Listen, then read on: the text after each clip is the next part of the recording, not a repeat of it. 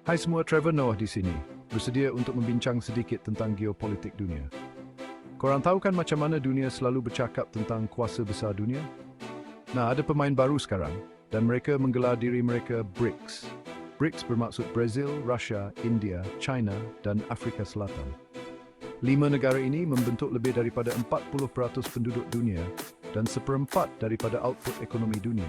Ekonomi sedang membangun ini berkembang dan mendesut kadau lebih cepat daripada negara maju seperti Amerika Syarikat dan Eropah. Jadi tidak hairanlah BRICS menarik perhatian dan membuat setengah pihak gelisah. Sekarang, mari kita bincangkan kenapa BRICS penting. Secara individu, negara-negara ini adalah kuasa besar dengan cara mereka sendiri. Brazil adalah pemain utama dalam pertanian dan industri.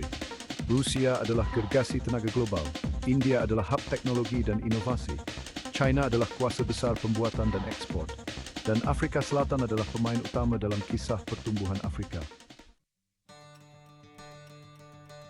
Salah satu perkara yang menarik tentang BRICS ialah mereka tidak hanya mementingkan diri sendiri. Mereka juga membantu negara-negara membangun yang lain, terutamanya di Selatan Global. Untuk masa yang lama, Selatan Global telah menerima layanan yang tidak adil daripada Barat.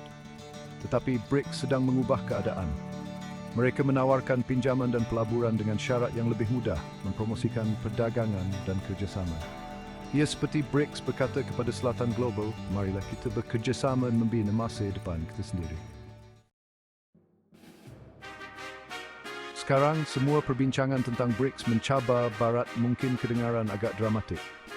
Tapi mari kita bersikap realistik. Barat telah lama menguasai dunia dan mereka tidak begitu gembira untuk berkongsi kuasa. Untuk masa yang lama, Amerika Syarikat dan sekutunya telah menjadi peneraju utama dalam ekonomi global. Tetapi dengan kebangkitan BRICS, penguasaan itu sedang dicabar. Bayangkan anda sudah biasa menjadi budak terbesar dan terkuat di taman permainan. Kemudian, sekumpulan tiba bills terintias speculation that dan mereka sedang di sistem remaining prosedur extenderi. Itu on and sex dalam rekwis. Bahagian 5, dolar AS terumbang-ambing. Salah satu cara terbesar BRICS menggegarkan keadaan adalah dengan mencabar dominasi dolar AS. Mereka berusaha untuk mengurangkan kebergantungan kepada dolar dalam perdagangan antarabangsa. Selama beberapa dekad, dolar AS telah menjadi mata wang rizab dunia. Ini bermakna ia adalah mata wang yang paling banyak digunakan dalam perdagangan dan kewangan antarabangsa. Tetapi BRICS ingin mengubahnya. Mereka melihat peluang untuk mengurangkan pengaruh dolar dan meningkatkan penggunaan mata wang mereka sendiri dalam transaksi global. Mereka semakin banyak berdagang antara satu sama lain dalam mata wang mereka sendiri. Ini adalah langkah penting untuk mengurangkan dominasi dolar. Mereka juga bercakap tentang mewujudkan mata wang rizab antarabangsa baru yang disokong oleh mata wang mereka sendiri dan emas. Ini kena mereka lebih naik kawalan gotas ekonomi mereka. Jika mereka berjaya, ia boleh memberi impak yang besar kepada ekonomi global bagus kuasa. Dunia sedikit menisbahkan perlu basis besar dalam kewangan antarabangsa dijalankan. Bahagian 6, Bank BRICS pemain baru di bandar. Ingat bagaimana kita bercakap tentang BRICS menubuhkan bank mereka sendiri? Ia adalah bank pembangunan baru, juga dikenali sebagai Bank BRICS. Bank ini adalah tentang membiayai projek infrastruktur di negara-negara membangun, terutamanya di Selatan Global. Bank BRICS tidak mengenakan syarat ketat pada pinjamannya seperti yang dilakukan oleh Bank Dunia dan IMF. Jadi, Bank BRICS menaikkan yang berbeza dengan tim di suatu dan bez dengan matriks Bafari.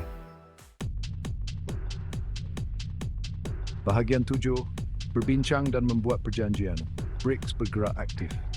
Satu lagi perkara yang menjadikan BRICS begitu berpengaruh ialah mereka bukan hanya bercakap, mereka juga bertindak.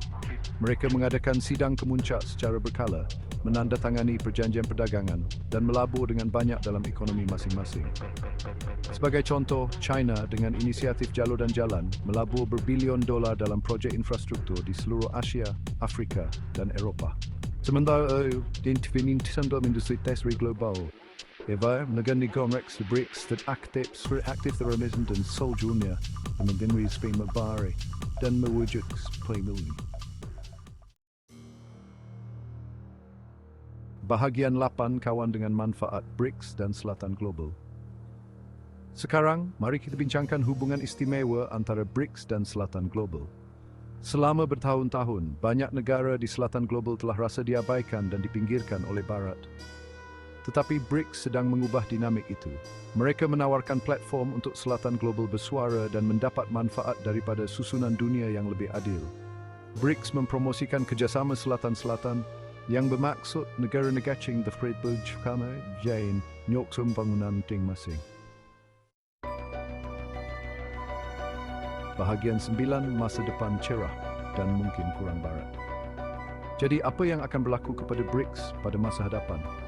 Adakah mereka akan terus berkembang dan mempengaruhi dunia dengan cara yang kita tidak pernah bayangkan? Nah, jika kita melihat pada masa lalu, ia akan menjadi menarik. Sejarah menunjukkan bahawa BRICS telah melalui pelbagai cabaran dan kejayaan. BRICS masih merupakan organisasi yang agak muda, tetapi mereka telah pun memberi impak yang besar di pentas dunia. Mereka telah menandatangani pelbagai perjanjian penting dan mengadakan sidang kemuncak yang bersejarah. Apabila ekonomi mereka terus berkembang dan pengaruh mereka meluas, kita boleh jangkakan BRICS akan memainkan peranan yang lebih besar dalam membentuk abad ke-21. Negara-negara ini sedang melabur dalam infrastruktur moden dan projek-projek pembangunan yang besar. Mereka akan terus mencabar dominasi Barat dan mempromosikan susunan dunia yang lebih multipolar. Ini bermakna kita mungkin akan melihat lebih banyak kerjasama antara negara-negara Timur dan Barat. Bersedialah kerana masa depan akan datang dan ia mempunyai cita rasa BRICS yang tersendiri. Masa depan ini mungkin akan lebih berwarna-warni dan pelbagai, mencerminkan kepelbagaian budaya dan ekonomi negara-negara BRICS. Bahagian 10. Jadi adakah langit akan runtuh? Sekarang sebelum kita akhiri, mari kita bincang yang semua orang fikirkan. Adakah BRICS ancaman kepada Barat? Adakah kita sedang menyaksikan permulaan kepada perubahan besar dalam susunan dunia? Adakah kita semua akan musnah? Adakah ekonomi kita akan runtuh dan masyarakat kita akan hancur? Nah, seperti kebanyakan perkara dalam hidup, ia rumit. Tidak ada jawapan yang mudah atau hitam putih. Kebangkitan BRICS pasti mencabar susunan dunia sedia ada dan itu boleh membuat setengah orang gementa. Tetapi perubahan tidak semestinya bermakna kehancuran.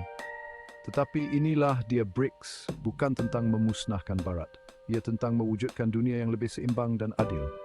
Ia tentang mencari keseimbangan baru dalam kuasa global. Ia tentang beri suara kepada mereka yang tidak bersuara dan memperkasakan mereka yang terpinggir. Ini adalah peluang untuk membina masa depan yang lebih inklusif. Jadi adakah langit akan runtuh? Tidak, mungkin tidak.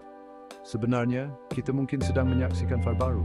Tetapi mungkin sudah tiba masanya untuk kita menyesuaikan payung kita kerana angin perubahan sedang bertiup. Dan perubahan ini jika diuruskan dengan bijak, boleh membawa kepada dunia yang lebih baik untuk semua.